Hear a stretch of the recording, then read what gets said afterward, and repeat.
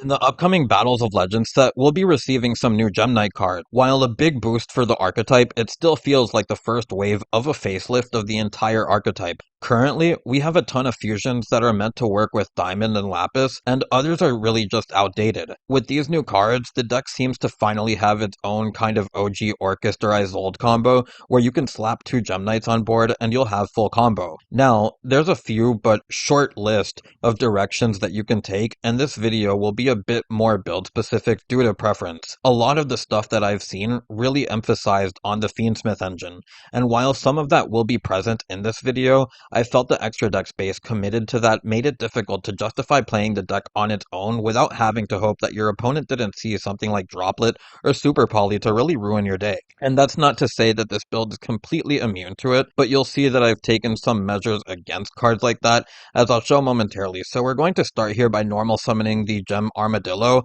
and this is our normal summon of the deck. Basically just allows you to add a Gem Knight monster from your deck to your hand, and from here we'll get ourselves the first new card. This is the Gem Knight Hollow Core, a level 7 Dark Fiend, 1950 attack and 2450 defense. Sort of reminds me of an old monster with those stats. I think it had those exact stats, but I don't remember. And you can send one Gem Knight normal monster or Gem Knight fusion from your deck to the graveyard. Special summon this card from your hand in defense position. When your opponent activates a card or effect and you control a Gem Knight fusion monster quick effect, you can banish one Gem Knight or 3 Gem Knight cards from your graveyard, including this card, negate that effect. Then all Gem Knight monsters you currently control gain 1000 attack. You can only use each effect of Hollow Core once per turn. So again, a great card. This is just a Magician's Souls for the deck that becomes a negation that allows you to play through Nib. Granted, you do have to have 3 Gem Knights that you can banish from the graveyard, and we're also going to be sending away probably the biggest choke point that this deck has, which is the Gem Knight fusion in the graveyard. And you'll see why I say that momentarily, as we're going to go into our Phantom Court, and then we're going to get ourselves the next new card, Gem Knight Dispersion. It reads, activate one of these effects, but you can only use each effect of Dispersion once per turn. And this is important to note because it doesn't say that you can only activate one copy of this, it just says that you can only use each effect per turn. So you can use the card twice, you just have to use the different effect. But fusion summon one Gem Knight fusion monster from your extra deck using monsters from your hand or field as material. If you have Gem Knight fusion in your graveyard, you can also use up to 2 non-rock Gem Knight monsters from your deck or extra deck. So it's amazing in the sense that you get to send cards from your deck or extra deck, but this is where I brought up the choke point of the Gem Knight fusion needing to be in the graveyard, and whether you want to play 2 of this is going to be dependent on the type of build that you want to play. If you want to add more potential bricks to maybe playing some normals that you might play, playing things like Unexpected Die, which I myself have in this build, but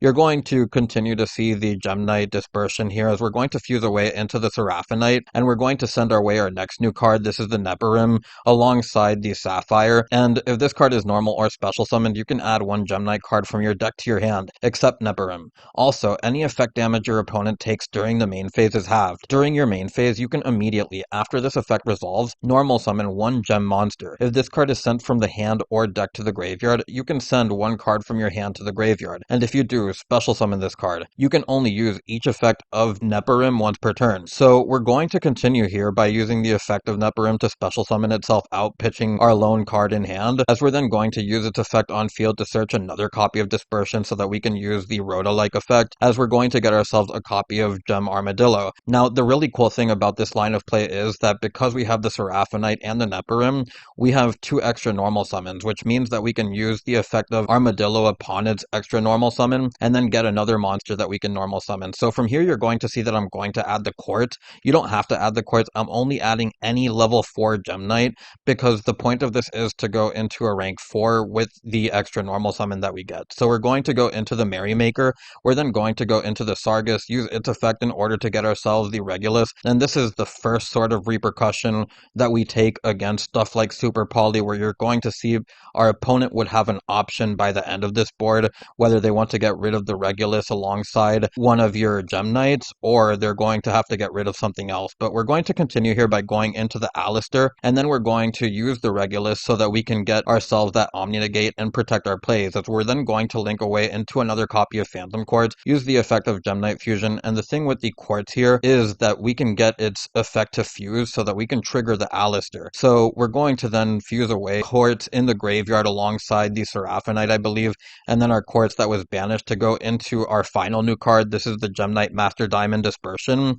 It reads, it takes 3 gem monsters, and during the main phase quick effect, you can send this card to the graveyard, special summon up to 3 non-rock gem monsters with different names from your extra deck and or graveyard, ignoring their summoning conditions. Also, you cannot special summon from the extra deck for the rest of this turn except fusion monsters. So this is pretty important to note because the minute that you use this, you can't continue to link climb. And I would also like to note that because the sending to the graveyard is a cost, if you don't have any other type of negation or even a Gem Knight fusion to make the Hollow Core live, then it means that your field becomes vulnerable, and that's why I thought that adding something like Merkaba or Regulus could be solid for the deck, even if it meant that you had to play a couple extra bricks and potentially take out the Fiendsmith stuff, at least for this first replay.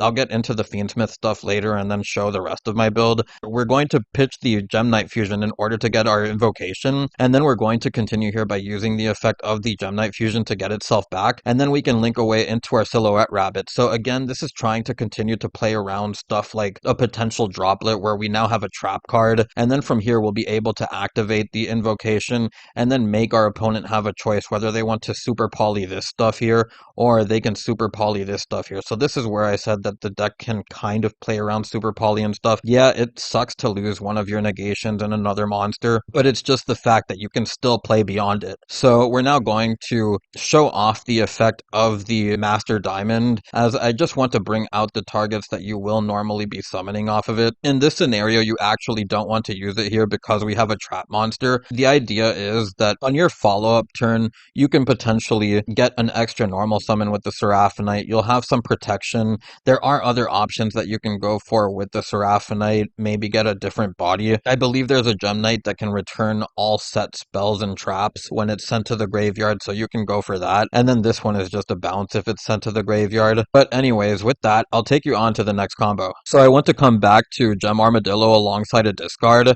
to show a little bit of a different approach this time around, as we're going to get ourselves the Hollow Core, special summon it by sending the Gem Knight fusion, and from here we'll then go into our Phantom Court. So again, kind of continuing that Isolde type of line where you just have your 2 monsters go into the link and can go full combo. We're going to get ourselves the Dispersion in order to get ourselves the Seraphinite by sending the Neperim alongside one of our normals. I didn't see which one I sent, but we're going to get back the copy of Neperim, use its effect in order to get another copy of Dispersion, and from here we'll then be able to activate the Dispersion, get ourselves the copy of Armadillo. From here we'll normal summon the Armadillo with the extra normal summon off of Seraphinite, get ourselves the copy of Quartz or any other level 4 Gem Knight, and from here we can then get that extra normal summon off of Neperim so that we can get access into our Gallant Granite this time around. The Gallant Granite is cool in this deck because not only can you search something like Nibiru, you can also search the Gem Knight Obsidian, which ends up being an extender, as you'll see momentarily, but we're now going to use the effect of the Gem Knight fusion in the graveyard to get it back. We'll then activate it so that we can fuse away the Gallant Granite and get it off board, so that we can also fuse away the Obsidian in hand. And with the Obsidian's effect, instead of having the Gallant Granite, which isn't a gem monster, we'll have a normal gem monster, which will allow us to continue to make more plays.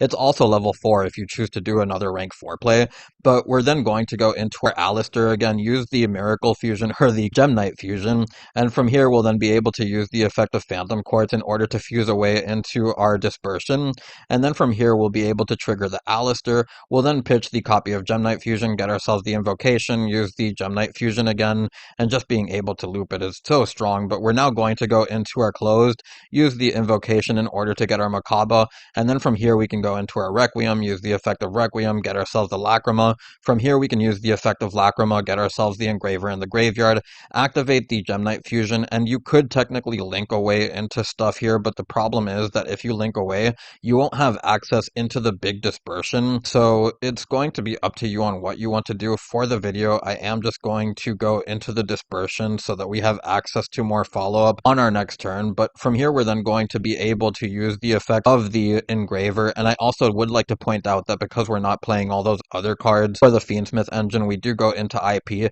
and then we have the Dispersion with the graveyard effects of our fusion monsters that can potentially disrupt our opponent beyond just the SP. And not only that, but we also get to use the Gem Knight Fusion in order to get ourselves back the discard for Merkaba, and then still have the copy of Hollow Core and Lacrima in the graveyard. Now, for this next one, I want to show off Neperum alongside any discard really. It is the worst normal summon of the two because once you normal summon the Neperum, you're committing your normal summon to it. When you send it off of the fusion, it's no longer going to be a true extender, but we're going to continue to special summon the Hollow Core here as we're going to get ourselves the copy of Quartz on field, get ourselves the Dispersion. Now we can fuse away into Seraphinite. As we're then going to be able to send away the Neperum again. We'll be able to use its effect in order to special summon itself back, go into the closed. This time we're going to do a more standard combo. This is normally where they Fiendsmith combo, rather than later where I have been. We're going to bring out the Lacrima here. From there, we'll be able to use the effect of the Lacrima to send the Engraver, use the effect of the Engraver to bring itself back, and then we can link away into the IP Masquerena. So again, I'm not going into the copy of Sequentia or not doing any plays like that just because I wanted to keep the extra deck space short. I know that there will be people that might mention I could have done more. It was by choice not to do more because of the style of build that this is. But we're going to continue to use the Quartz in order to get back our fusion material so that we can go into our Dispersion, and then we can pass to our opponent after using the effect of the Gemnite fusion to get some follow-up. Well, not really back to our hand, but it'll just be an extra card. And depending on what else you have in your hand, you can still play. But as long as you have some hand traps, at least you will be able to interact with your opponent a good bit. Now, like I said, this still does feel like a wave one of a facelift to an entire archetype. So I know that some of it may not feel that strong, but with these first set of cards, I do feel like the direction is headed towards a much brighter future. Now, for the final combo, we have Brilliant Fusion alongside a discard. And we're going to activate the Brilliant Fusion, which will send away the Neperum alongside of Vanilla so that we can get our Seraphinite. Then we can special summon back the Neperum, and this will be able to get ourselves the copy of Hollow Core. From here, we can then special summon out the Hollow Core, sending the Gemnite Fusion. Then we can go into our Quartz, use the effect of Quartz, which will get ourselves the Dispersion, and then from here, we'll be able to activate the Dispersion, in which this case, we're going to add a card this time around. Since we've already gotten the revival of the Neperum, the best way to get an extra body and an extra monster is through the Armadillo. We're going to normal summon the Armadillo, get ourselves any level 4, as we're then going to get our regular normal summon here, go into our Granite, use the effect of Granite. From here, we'll be able to get ourselves our Obsidian, which again is going to become another extender as we get back our copy of the Gemnite Fusion. And then from here, we can activate the Gemnite Fusion, go into our Gemnite Zirconia, and then we're going to use the Obsidian in order to get back the, I forget the name of this, the Tourmaline, or I don't know how to pronounce that. But we're then going to go into our closed, go into our Requiem, use the effect of Requiem in order to get ourselves the copy of Lacrima, use the effect of Lacrima, sending the Engraver. From here, we can use the Engraver, putting back the closed.